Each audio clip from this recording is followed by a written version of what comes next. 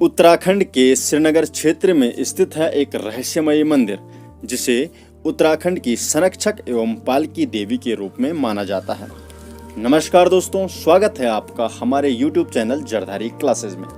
उत्तराखंड रोचक तथ्य सीरीज के इस खास एपिसोड में आज हम जानेंगे उत्तराखंड के रहस्यमयी मंदिर धारी देवी के बारे में।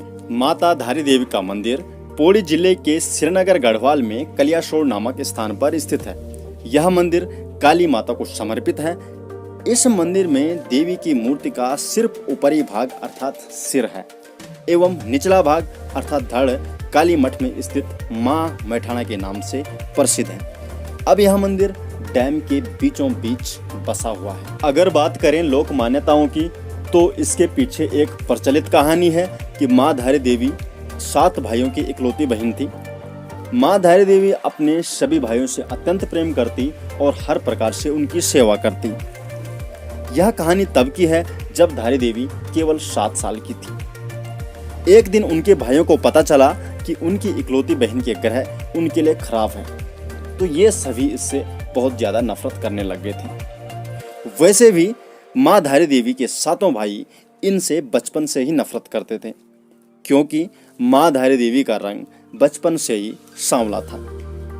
परंतु धारी देवी अपने 7 भाइयों को ही अपना सब कुछ मानती थी, क्योंकि इनके माता पिता की जल्दी गुजर जाने के कारण धारी देवी का पालन पोषण अपने 7 भाइयों के बीच ही हुआ और इन्हीं के हाथों द्वारा इन्हीं का पालन धीरे धीरे समय बीता गया और सभी भाइयों की धारी मां के प्रति नफरत बढ़ती गई।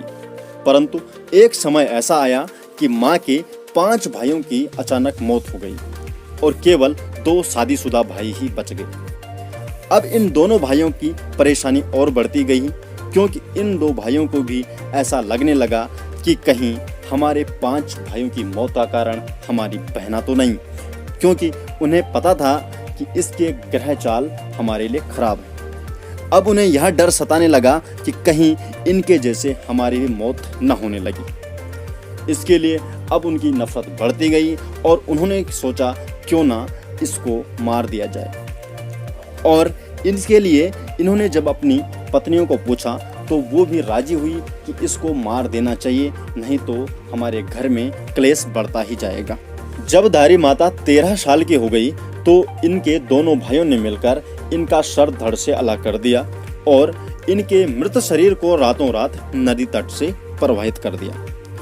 इस कन्या का सिर वहां से बहते बहते कलियासोड़ के धारी नामक गांव तक आ पहुंचा। जब सुबह सुबह का वक्त था तो धारी गांव में एक व्यक्ति नदी तट के किनारे पर कपड़े धुल रहा था। उसने सोचा कि नदी में कोई लड़की बह रही है। उस व्यक्ति ने कन्या को बचाना चाहा, परंतु उन्होंने यह सोचकर कि मैं वहां जाऊं तो जाऊं कैसे, क्योंकि नदी में तो बहुत ही ज्यादा पानी था और वह इस डर से घबरा गया कि कहीं मैं स्वयं ही न बह जाऊं, और उसका धैर्य टूटने लगा। उसने यह सोच लिया कि अब वह कन्या को नहीं बचाएगा। परंतु अचानक एक आवाज नदी से उस कटे हुए सिर से आई, जिसने उस व्यक्ति का धैर्य बढ़ा दिया। वह आवाज थी कि तू घबरा मत और तू मुझे यहाँ से बचा, और मैं तेरे को यह आश्वासन दिलाती हूँ कि तू जहाँ जहाँ पर पैर रखेगा मैं वहाँ वहाँ पर तेरे लिए सीढ़ी बना दूंगी। कहा जाता है कि कुछ समय पहले ये सीढ़ियां यहाँ पर दिखाई देती थी। जैसे ही वह व्यक्ति नदी में कन्या को बचाने गया तो सच में अचानक एक चमत्कार हुआ। जैसे जैसे वह पांव नदी पर रख रहा था वहां वहां पर सीढ़ियां बनती गई। जब वह व्यक्ति नदी में गया तो उसने उस कटे हुए सिर को जब कन्या समझकर उठाया तो वह व्यक्ति अचानक घबरा गया। जिसे वह कन्या समझ रहा था वह तो एक कटा हुआ सिर है। फिर उस कटे हुए सिर से आवाज आई कि तू घबरा मत, मैं देव रूप में हूं और मुझे एक पवित्र सुंदर स्थान पर पत्थर पर स्थापित कर दे। और उस व्यक्ति ने वही किया जो उस कटे हुए सिर ने उस व्यक्ति को बोला, क्योंकि उस व्यक्ति के लिए भी वह किसी चमत्कार से कम नहीं था कि एक कटा हुआ सिर आवाज दे और उस व्यक्ति के लिए सीढ़ी बनाए एवं उसे रक्षा का आश्वासन दे। यह सब देखकर वह व्यक्ति भी समझ गया कि यह एक देवी ही है। जब उस व्यक्ति ने उस कटे हुए सिर को एक पत्थर पर स्थापित किया तो उस कटे हुए सिर ने अपने बारे में सब कुछ बयां कर दिया।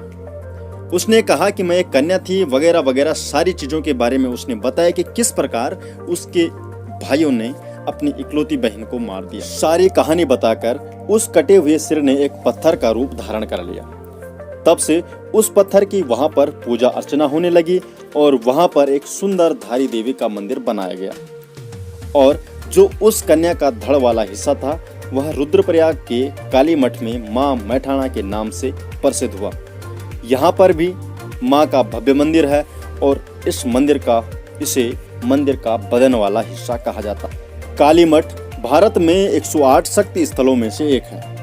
धार्मिक परंपराओं के अनुसार काली मठ एक ऐसा स्थान है जहां देवी काली ने रक्तबीज नामक राक्षस को मारा था और उसके बाद देवी पृथ्वी के नीचे चली गई। शक्तिपीठों में काली मठ का वर्णन पुराणों में भी मिलता है। कहा जाता है कि जब कोई भी व्यक्ति यहाँ पर सच्चे मन से आता है तो उसकी सभी मनोकामनाएं पूर्ण होती है। मां धारी देवी का जो सबसे बड़ा रहस्य है, जो लोगों का मानना है कि मां धारी देवी अपने मंदिर में एक दिन में 3 रूप बदलती है। प्रातःकाल छोटी बच्ची के रूप में, दोपहर में एक युवती बनती है और शाम के समय वृद्ध का रूप लेती है।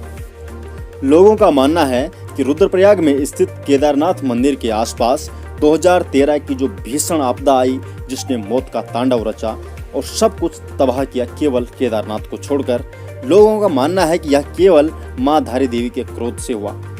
कहा जाता है कि जब सरकार के आदेश के अनुसार जब 303 मेगावाट की जल विद्युत परियोजना के लिए रास्ता बनवाने के लिए मां धारी देवी को उनके मूल स्थान से स्थानांतरित कर दिया गया तो मां को अत्यंत क्रोध आया, जिससे कि केदारनाथ के आसपास सब कुछ तबाह हो गया। श्रद्धालुओं और वहां के स्थानीय लोगों से पूछताछ के दौरान पता चलता है कि आपदा आने के 2 घंटे पूर्व मौसम सामान्य था। स्थानीय लोगों का मानना है कि एक स्थानीय राजा ने 1882 के दौरान मां धारी देवी को उनके मूल स्थान से हटाने की कोशिश की थी और उस समय भी केदारनाथ में ऐसा ही भूस्खलन आया था।